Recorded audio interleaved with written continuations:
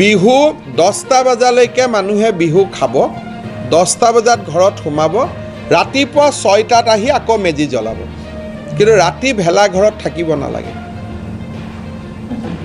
এক মিনিট, মই অলপ বিহুটো ক্ৰিটিকেল কাৰণে, ৰাতি ভেলাঘৰত কোনো নাথাকিব, কিন্তু ভেলাঘৰ যিটো আমাৰ অসমীয়া পৰম্পৰা যে জ্বলাব লাগে, আমি কণী যুঁজ খেলিব লাগে, এই যিটো কেপাচিটিৰ কথা আমি যিটো ক'লোঁ যে 200 মানুহতকৈ বেছি গোট খাব নালাগে, বাকী সকলো হ'ব, খালি 10টাৰ ভিতৰত খানা খাই ঘৰত সোমাব লাগিব আৰু ৰাতিপুৱা 6টা বজাত আকৌ গা পা ধুই আহি ভেলাটো জ্বলাব। কাৰফিউটো বলবৎ হৈ থাকিব। উৰুকাৰ দিনাখনো 10টালৈকে থাকিব, 10টাতকৈ আৰু নাথাকে। 10টা বজাত এনেও মানুহ নাথাকে বজাৰত, গতিকে উৰুকাৰ দিনাখনো 6টাৰ পৰা 10টালৈকে চলিব।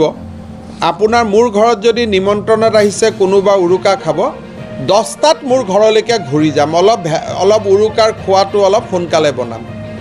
আৰু নিজৰ ঘৰত যাতে ৰাতি, নিজৰ ঘৰতে খালেতো ৰাতি 12টালৈকেও জুইটো জ্বলাই বহিব পাৰিব।